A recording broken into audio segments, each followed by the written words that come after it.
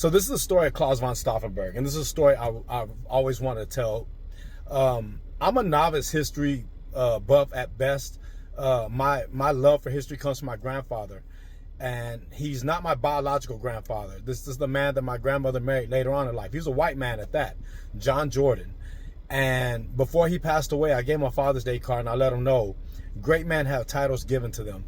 Better men earn them. My grandfather earned that title, grandfather, because for a long time he was Grandpa John until he wasn't. You know, that man was the man that was there for us. But he sparked my love for history at a very young age. When I was like 6 years old, he would tell me about World War II, and I was fascinated with it. You know, the whole story of Germany and World War II, how it got started, you know, the concentration camps, the persecution of the Jewish people. Like, he told me all these things at a very young age. And I grew up with a fascination for World War II. But my grandfather would always follow with this warning: if we don't learn from history, it repeats. And any historian will tell you that. And evidence has shown that it does. So, little backstory to 1940s Germany. You know, you got to remember, Germany lost World War I. And when you lose a war, there's a lot of fines and everything that come after that. It ruins your economy. Inflation was I remember reading a story about the inflation in Germany after World War I. It was like a wheelbarrow of money just to buy a loaf of bread. And the economy had gone to shit. Well, you know, then here steps in Hitler. You know, and to portray himself as a hero for Germany, he had to create a villain. And he pretty much tells the German people that it's the Jewish people's fault that they lost the war. And he convinces a lot of people that it's the Jewish people's fault that they lost World War I. And he rises to power. And a lot of us know the aftermath of that. And I'll spare y'all the details of that. But when I'm learning about World War II, there was always this one question I had in the back of my head. And I never asked it, but I was always hoping there was an answer. Was it all of Germany? You know, did they all go along with this? And I find out later in life, no, there were a lot of conspirators. There were a lot of assassination attempts on Hitler.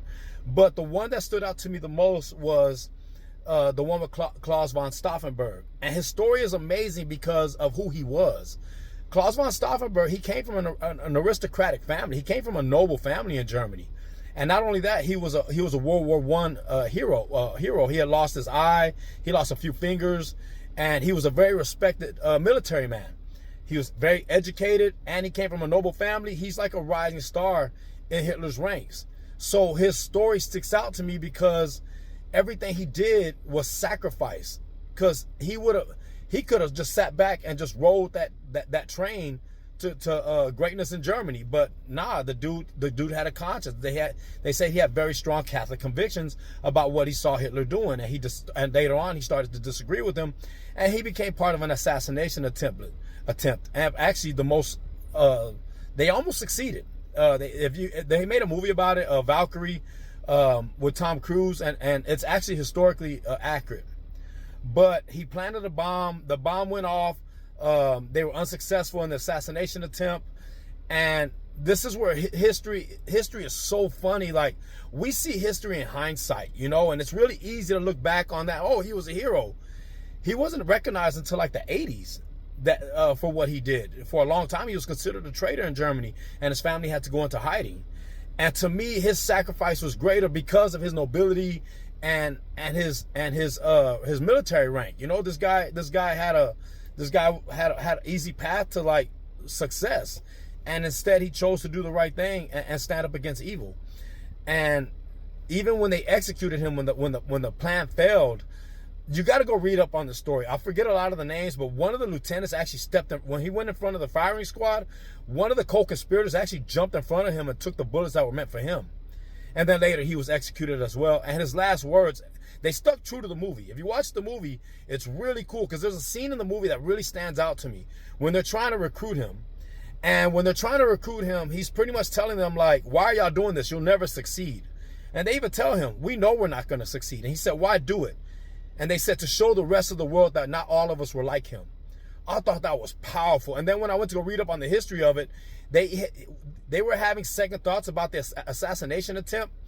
And they decided that even if it was going to be unsuccessful, even if they didn't have any chance of succeeding at it, they really did decide to follow through on this assassination attempt because they wanted to show the rest of the world that not all of Germany was like Hitler.